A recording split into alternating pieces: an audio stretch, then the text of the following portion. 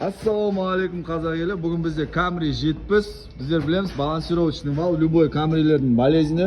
Міне Camry'дің балансировочный валын шешіп алып тұрық. Так, бізде мұнда люфті. Люфті бізде осы балансировочный валдан ба деп ойлап шештік. Негізі елуде елу болып, негізі конкретный диагноз емес. Бірден айтайық. Так, міне брат, стой тұрасың ба? Вот он. Так, міне мынандай люфт болатын болса, міне жігіттер. Не қараңдар. Міне осындай люфт болатын болса, бұл допустимый люфт болып саналады жігіттер.